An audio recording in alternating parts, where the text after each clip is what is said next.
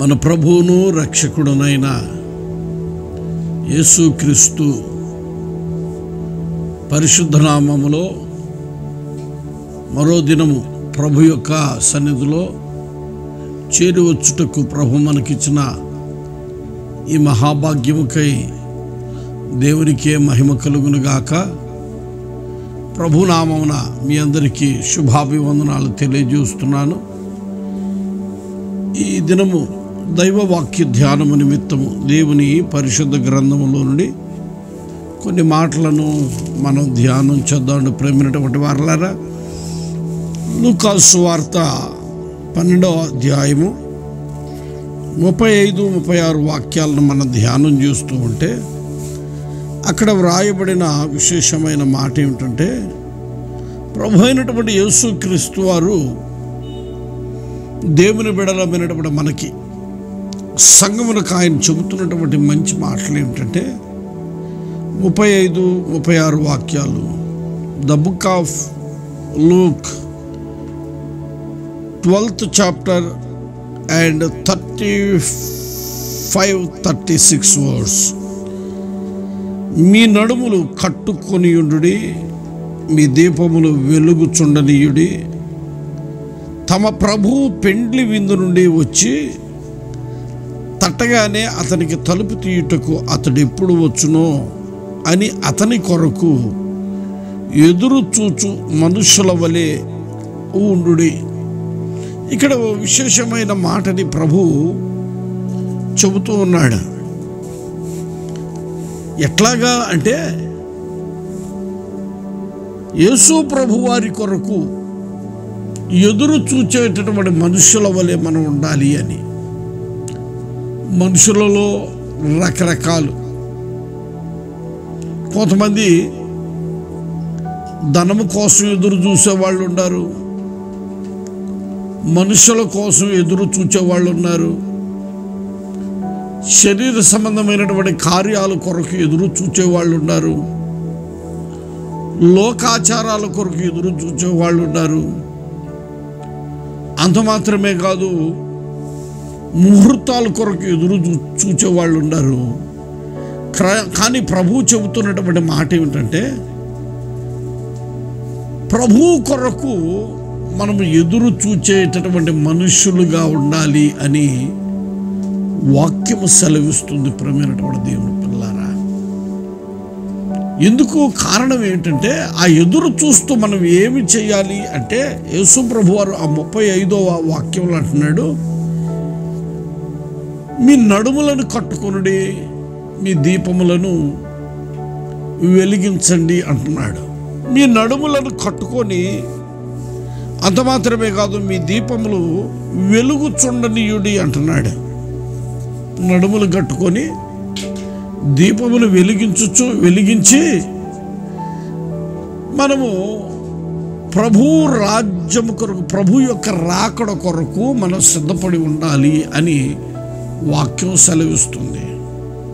నిజమే, మన జీవితాలలో ఎల్లప్పుడూ మనము ఎదురు చూస్తూ ఉండేటటువంటి వారిమై ఉండాలని దైవ వాక్యం సెలవిస్తుంది. మనకు తెలుసు, ఎదురు చూడకుండా కొందరు నిద్రించారు, అప్రమత్తత లేకుండా ఉన్నారు, అందుకే వారు విడవబడ్డారు అని వాక్యం సెలవిస్తుంది. ఈరోజు ప్రభు యొక్క రాకడ కొరకు మనం ఎదురు చూడాలి. ఎదురు చూచేటటువంటి మన జీవితాలలో ఏం చెయ్యాలి అంటే, అక్కడ రాయబడిన మంచి మాట ఏమిటంటే, నెంబర్ 1 మన నడుములు కట్టుకోవాలా, నెంబర్ 2 మన దీపములను వెలుగుచుండనీయాలి అని రాస్తున్నాడు. అసలుకి నడుము కట్టుకోవటం అంటే ఏమిటి? ఎందుకు కట్టుకోవాలా నడుము? ప్రేమైనటువంటి వారలారా, నేనంటాను, ఒక మనిషికి నడుము అనేది చాలా ప్రాముఖ్యమైంది. నడుము సక్రమంగా లేకపోతే ఆ వ్యక్తి తన జీవితంలో ఖచ్చితంగా బలహీనైపోతాడు, పడకన పడిపోతాడు, ఏ పని సాధించలేని వాడిగా అయిపోతాడు. అందుకే యేసు ప్రభు వారు అంటున్నారు, మీ నడుమును కట్టుకోండి, మీ నడుము కట్టుకోండి అంటున్నాడు. ఏమిటి నడుము అంటే వాక్యము సెలవిస్తుంది ప్రియమైనటువంటి వారలారా. పేతురు రాసినటువంటి మొదటి పత్రిక 1వ అధ్యాయము దయచేసి 13వ వాక్యాన్ని మనం ధ్యానం చేస్తుంటే అక్కడ వ్రాయబడిన మంచి మాట ఏమిటంటే, పేతురు రాసిన మొదటి పత్రిక 1వ అధ్యాయము 13వ వాక్యం. కాబట్టి మీ మనస్సు అను నడుము కట్టుకొని నిబ్బరమైన బుద్ధి గలవారై యేసుక్రీస్తు ప్రత్యక్షమైనప్పుడు మీకు తేబడు కృపా విషయమై సంపూర్ణ నిరీక్షణ కలిగి ఉండుడి. నిజమే, మన నడుము అంటే అర్థం ఏమిటంటే మన మనస్సు. కాబట్టి మీ మనస్సు అను నడుము కట్టుకొని నిబ్బరమైన బుద్ధి గలవారై ఉండండి అంటున్నాడు. మన మనస్సు అనేటటువంటి నడుము కట్టుకోవాలి. ఈ మనస్సుకున్నటువంటి స్వభావం ఏమిటంటే, ఈ మనస్సు ప్రేమైనటువంటి వారలరా పరిపరి విధములుగా చలించేటటువంటి మనస్తత్వం. మనస్సు ఎట్లాంటిదంటే, కొంతమంది మనస్సు చంచల బుద్ధి, చంచల మనస్కులై ఉన్నారు. కొంతమంది కొంతకాలం భక్తి చేసిన అనుభవంలోనే ఉంటారు, కానీ మరి కొంతకాలానికి వారి భక్తి ప్రేమైనటువంటి వారిని విడిచిపెట్టి మరలా లోకస్తులుగానే ఉంటున్నారు. కొంతమంది ఆత్మీయులుగానే ఉంటున్నారు, కానీ కొన్ని దినాల తర్వాత మరలా వారి ఆత్మీయ జీవితము శరీర సంబంధులుగా మార్చబడుతున్నారు. కొంతమంది విశ్వాసులుగానే ఉంటున్నారు, కానీ కొన్ని దినాల తర్వాత మరలా అవిశ్వాసులుగా మార్చబడుతున్నారు. కొంతమంది ఆత్మచేత నింపబడ్డాము అని చెప్పుకుంటున్నటువంటి అనుభవాలలో ఉంటారు, కానీ ప్రేమైనటువంటి వారులరా కొంతకాలం అయిన తర్వాత ప్రకృతి సంబంధులుగా మార్చబడుతూ ఉన్నారు. నేనంటాను, మన ఆత్మీయ జీవితంలో మన మనస్సు అనేటటువంటి నడుమును కట్టుకోవాలి. అదే యేసు ప్రభు వారు కూడా చక్కటి మాటలు చెబుతున్నాడు. మీ నడుమును కట్టుకోండి అంటున్నాడు. నడుము అంటే నడుము కాదు. నడుమంటే నడుము దేనిని చూపిస్తుందంటే మన మనస్సును చూపిస్తుంది. ఒక మనిషి యొక్క జీవితంలో పార్ట్స్లో నడుము అనేది ఎంత ప్రాముఖ్యమో ఒక ఆత్మీయుని జీవితంలో ప్రేమైనటువంటి దేవుని పిల్లరా వాక్యము సెలవిస్తుంది. మనస్సు అంత కీలకమైన భూమికను పోషిస్తూ ఉంది. నీ మనస్సు సరిగా లేకపోతే నీ ఆత్మీయ జీవితం కూడా సరిగా ఉండదు. అందుకే ప్రేమైనటువంటి వారలారా, పట్టణమును పట్టుకొని వానికంటే తన మనస్సును కట్టుకొనివాడు ధన్యుడు అని రాస్తున్నాడు. మన పెద్ద పట్టణం ఇదంతా నాది కావాలని కోరుకోవటం కంటే కూడా అటువంటి వానికంటే కూడా వాక్యము సెలవిస్తుంది, తన మనస్సును పట్టుకొనివాడు, తన మనస్సును కట్టుకొనివాడు, తన మనస్సును తన స్వాధీనములో ఉంచుకొనివాడు యోగ్యుడు. నిజమే, మనిషి యొక్క స్వభావం ఏంటంటే అంతా నాకు కావాలి, అన్నీ నేనే చేయాలి, అన్నీ నేనే సాధించాలి, అంతా నా పేరే వినపడాలి అని మనిషి ఆలోచిస్తాడు. కానీ ప్రేమైనటువంటి దేవుని పిల్లలారా, ఇతను మనసే, ఆ వ్యక్తి యొక్క మనసే అతని స్వాధీనములో ఉండదు. అందుకే నేను అంటాను, ఒక వ్యక్తి స్థిరపరచబడాలి, ఉన్నత స్థలాలకి వెళ్ళాలి, క్షేమముగా ఉండాలి అంటే తన మనసును కట్టుకోవాలి. నేనంటాను, చాలామంది వాళ్ళు చేస్తున్నటువంటి పనిని ఈ పని మంచిది కాదు, ఆ పని మంచిది కాదు, ఆ ఉద్యోగం మంచిది కాదు, ఈ ఉద్యోగం మంచిది, ఆ వ్యాపారం మంచిది కాదు, ఈ వ్యాపారం మంచిది కాదని సంవత్సరానికి ఒకసారో, 6 నెలలకు ఒకసారో, 2 సంవత్సరాలకు ఒకసారో మార్చబడుతుంది. కానీ మనము ఏ పనినైతే చేస్తామో ఆ పని మీద మనస్సు నుంచి మనము ఓ క్రమమైన పద్ధతిలో చేయగలిగితే మన జీవితంలో ఒక దినమున దేవుడు ఆశీర్వదిస్తాడు. మనం చేస్తున్నటువంటి భక్తి కూడా అంతే. మన మనస్సును ప్రభువు మీద స్థిరపరచుకోవాలి. లోకం మీద కాదు, ధనం మీద కాదు, లోక సంబంధమైన సంగతుల మీద కాదు, మనుషుల మీద కాదు, దేవుని మీద మనం మన మనస్సును స్థిరపరచుకున్న వారిమైతే శ్రేష్ఠుడైన దేవుడు ఆయన ఆశీర్వదిస్తాడు, ఆయన నిత్య రాజ్యానికి చేర్చుకుంటాడు. అందుకే అక్కడ రాసింది, మీ మనస్సును, మీ నడుమును కట్టుకోండి అంటున్నాడు ప్రభు. మన మనస్సు అనేటటువంటి నడుమును మనం కట్టుకొని ఆత్మలో స్థిరపరచబడాలి అని ప్రభువు హెచ్చరిస్తున్నాడు. రెండవ సంగతి అక్కడ రాస్తున్న మంచి మాట ఏమిటంటే, మీ దీపములను వెలుగుచుండనీయండి అంటున్నాడు. మన దీపాలని వెలుగుచుండనీయుడి. పిల్లరా, దీపం అంటే ఏదో లైట్ కాదు, ఏదో లాంతర్ కాదు, ఏదో కరెంటు బుడ్డి కాదు. వాక్యం సెలవిస్తుంది. ప్రేమైనటువంటి దేవుని పిల్లరా, దైవ వాక్యాన్ని మనం ధ్యానం చేస్తూ ఉంటే దేవుని పరిశుద్ధ గ్రంథములో నుండి ఓ మంచి మాటను నేను మీకు చూపించాలని ఇష్టపడుతున్నాను. సామెతల గ్రంథము, దయచేసి 20వ అధ్యాయము, సామెతల గ్రంథము 20వ అధ్యాయము, అట్లాగనే 27వ వాక్యాన్ని మనం ధ్యానం చేస్తుంటే అక్కడ రాయబడిన మంచి మాట ఏమిటంటే, నరుని ఆత్మ యెహోవా పెట్టిన దీపము, అది అంతరంగములన్నీ శోధించును. నిజమే, నరుని ఆత్మ యెహోవా పెట్టిన దీపం.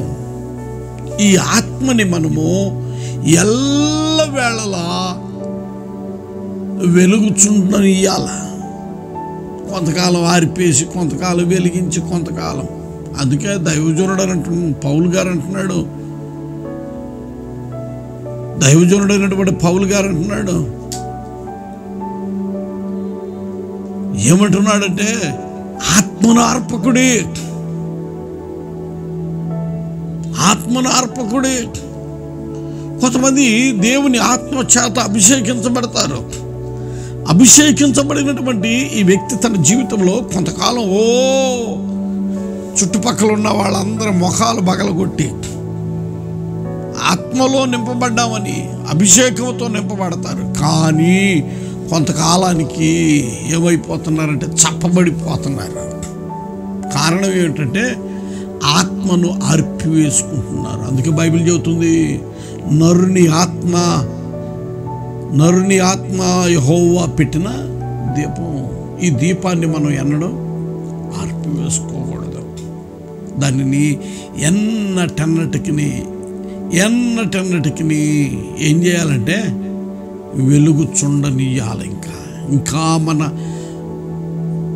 దీపము ఇంకా వెలగాలి, ఇంకా ఎలగాల. మనకు బాగా తెలుసు, 10 మంది కన్యకలు బయలుదేరారు పెండ్లి కుమారుని ఎదుర్కోవటానికి. ఆశ్చర్యకరమైన సంగతి ఏమిటంటే 10 మంది కునికి నిద్రించారు. 10 మంది కునికి నిద్రించారు. వారి దివిటలు ఆరిపోయాయి. మధ్యరాత్రిలో పెండ్లి కుమారుడు వస్తున్నాడు హో అనే ఒక స్వరం వినపడింది. 10 మంది లేచారు. ఐదుగురు మాత్రం తమ సిద్ధలలో నూనె తెచ్చుకున్నారు. ఆరిపోతున్నటువంటి వారి దివిటలను మరలా వెలిగించారు. సిద్ధపడి ఉన్నారు కనుక ఈ 5గురిని పెండ్లి కుమారుడు తీసుకొని వెళ్ళాడు. ఆరిపోయినటువంటి దీపాలు కలిగినటువంటి వారు, ప్రేమైనటువంటి వారు, చివరికి ఏమైపోయింది వాళ్ళ పరిస్థితి అంటే విడిచిపెట్టబడ్డారు అని వాక్యంలో మనం బహుతేటగా చూడగలుగుతున్నాం. మన ఆత్మలను మనం ఆర్పివేసుకోకూడదు. ఆర్పివేసుకుంటే పెండ్లి కుమారునితో పాటు మనము లోపలికి వెళ్ళలేము. అందుకే మన ఆత్మదీపాలని వెలుగుచుండనీయుడి అని యేసయ్య చాలా చక్కటి మాటలు చెబుతున్నాడు. దైవ గ్రంథములో నుండి ఇంకొక మాటని నేను మీతో పంచుకోవాలని ఆశపడుతున్నాను. ప్రియమైనటువంటి వారలారా, మత్తయి సువార్త 5వ అధ్యాయము 15వ వాక్యమును 16 కూడా 2 వాక్యాలు 15, 16 వాక్యాలను ధ్యానం చేద్దామండి. మనుషులు దీపం వెలిగించి కొంచెం కింద పెట్టరు కానీ అది ఇంట నుండి వారందరికీ వెలుగుచుటకై దీపస్తంభం మీదనే పెట్టుదురు. మనుషులు మీ సత్క్రియలను చూచి పరలోకమందున్న మీ తండ్రిని మహిమపరుచున్నట్లు వారి ఎదుట మీ వెలుగు ప్రకాశంపనీయుడి. మన వెలుగు ఇంకా ఏం చేయాలి? మన దీపాలని ప్రకాశంపనీయాలి. ఎక్కడ ఆరిపోతున్నాయో ఆరిపోయినటువంటి అనుభవాలలో దాన్ని సరి చేసుకొని క్రమపరుచుకొని స్థిరపరుచుకొని ప్రభు కొరకు ప్రవీణటువంటి వారిలో బ్రతకగలిగినటువంటి ఆ మనస్సు కలిగిన వారిమై ప్రభు రాజ్యము కొరకు సిద్ధపడాల. ఆరిపోతుందా? నీ సిద్ధలలో నూనె లేదా? ఆ అభిషేకమును పోగొట్టుకుంటున్నావా? ఆ కృపను పోగొట్టుకుంటున్నావా? ఆ తలంతులను పోగొట్టుకుంటున్నావా? దేవుడిచ్చినటువంటి ఆ తలంతును ఒకవేళ నువ్వు పోగొట్టుకుంటున్నావేమో జాగ్రత్త. మనుషుల ఎదుట దేవుని మహిమపరుచున్నట్లుగా మన వెలుగుని ఇంకా ప్రకాశింప చేయాలి. ఆ అభిషేకం, ఆ కృప పోగొట్టుకుంటున్నామా? చాలామంది కృపను పోగొట్టుకుంటున్నారు, ఆ అభిషేకాన్ని పోగొట్టుకుంటున్నారు. ఆ అభిషేకాన్ని పోగొట్టుకోకుండా దైవ చిత్తానుసారముగా మన ఆత్మీయ జీవితాలు కట్టుకొని అభిషేకముతో నింపబడిన వారిమై దేవుని సన్నిధిలో మన ద్వారా దేవుని నామానికి ఇంకా మహిమ కావాలి, మహిమ రావాలి. అందుకోసం ఏం చేయాలంటే ప్రభు కొరకు మనం బ్రతుకుదాం, ప్రభు సన్నిధిలో నిలుద్దాం. ప్రవీణటువంటి వారు అంత మాత్రమే కాదు, మీ నడుములను కట్టుకొని మీ దీపములను వెలిగించుకొని ఉండటమే మాత్రమే కాదు, కానీ అక్కడ రాయబడిన మంచి మాట ఏమిటంటే, మీరు ఏ మనుష్యుని కొరకైతే ఎవరి కొరకైతే ఎదురు చూచుచూ ఉన్నారో ఆ ఎదురు చూచుచున్నటువంటి మీ జీవితంలో ఏం చేయమంటున్నాడు అంటే, ఎదురు చూచేటట్లుగా మనం ఉండాలి. ఎదురు చూచేటటువంటి ఆ మంచి మనస్సు మన జీవితాల్లో కావాలి. ప్రేమైనటువంటి వారలారా, వ్యర్థమైన మనసు కాదు, లోక సంబంధమైనటువంటి సంగతులు కాదు, కానీ ఎదురు చూచేటటువంటి వారిమై ఉండాలి అని వాక్యము బహుతేటగా మనతో మాట్లాడుతుంది. అందుకే తమ ప్రభు పెండ్లి విందు నుండి వచ్చి తట్టగానే అతనికి తలుపు తీయుటకు అతడెప్పుడు వచ్చునో అని అతని కొరకు ఎదురు చూచో మనుష్యుల వలె ఉండాలి అని. నిజమే, షోలమ్మితి అంటుంది, నా ప్రియుడు దడుతున్నాడు కానీ నేను తలుపు తీయట్లేదు, ఆలస్యం చేస్తున్నాను. ఆయన తట్టి వెళ్ళిపోయాడు, తర్వాత లేచి తలుపు తీశాను, చూస్తే నా ప్రియుడు లేడు. నిజమే, ఎంతకాలం దడతాడు? ఎంతకాలం నీ ఆత్మీయ జీవితాన్ని అలర్ట్ చేస్తాడు? ఎంతకాలం ప్రవీణటువంటి వారిలో నీ జీవితాన్ని కట్టడానికి ఆయన ఆలోచన కలిగే ఉన్నాడు. కానీ నువ్వు త్వరపడకపోవటను బట్టి ఆయన నిన్ను విడిచి వెళ్ళాల్సిన పరిస్థితి వస్తుంది. ఆయన నీ జీవితంలో లేకపోతే నీ పరిస్థితి అగమ్య గోచరమే. అందుకే యేసుప్రభు వారు అంటున్నాడు, ప్రవీణటువంటి వారలారా, ప్రకటన గ్రంథం 3వ అధ్యాయం 20వ వాక్యంలో రాయబడిన మంచి మాట, ఎవడైనను నా స్వరమును విని తలుపు తీస్తే నేను వాని యొద్దకు వచ్చి అతడితో నేనును నాతో అతడు కూడా భోజనము చేయును. భోజనము అంటే సహవాసం. దేవునితో మనకు సహవాసం కలగాలి అంటే ఆయన మాట విందాం, ఆయన వాక్యానికి లోబడదాం, ఆయన చిత్తానికి మనలను మనం అప్పగించుకుందాం. అంత మాత్రమే కాదు, మన మనస్సు నడుమును కట్టుకుందాం. మన ఆత్మ అనేటటువంటి దీపాన్ని ఇంకను వెలుగుచుండనిచ్చి ప్రభు రాజ్యములో ప్రవేశిద్దాం. దేవుడు అటు కృప చేరిన మనందరికి అనుగ్రహించునుగాక. చిన్న ప్రార్థన చేసుకుందాం. దయగలిగిన మా తండ్రి, జీవాధిపతి, మీకు స్తోత్రాలు. గత రాత్రి అంతా కాపాడిన వాడా, మీకు స్తోత్రాలు స్వామి. ఈ ఉదయ కాలంలో మీ సన్నిధిలోనికి సమకూర్చున్నందుకు స్తోత్రాలు. ఇది మనకు కావాల్సిన కృప దయచేయండి. శ్రేష్టమైన వీళ్ళతో నింపండి అయ్యా. చేస్తున్న బిడల యొక్క పనిబాట్లో, రాకపోకట్లో, వ్యాపారాల్లో, ఉద్యోగాలన్నింటిలో మీ కాపుదల దయచేయండి. ఏ కీడు అపాయం రాకుండా కౌగిట్లో భద్రపరిచి తండ్రి, ఇదిగో ప్రభువా, మా నడుమును కట్టుకొని మా దీపములు వెలిగించుకుని మీ రాజ్యము కొరకు సిద్ధపడేటటువంటి మంచి మనసును దయచేయమని యేసునామమున ప్రార్థించున్నాము తండ్రి. ఆమెన్. మన ప్రభు అయినటువంటి యేసుక్రీస్తు వారి కృప, తండ్రి అయిన దేవుని ప్రేమ, పరిశుద్ధాత్మని యొక్క సహవాస సన్నిధి, నిత్య సమాధానం ఆయన సన్నిధిలో ఆయన మాటలు వింటున్నటువంటి మన జీవితాల్లో క్రమపరిచి ఆయన రాజ్యము కొరకు ప్రభువే మనల్ని సిద్ధపరచునుగాక. ఆమెన్. Praise the lord.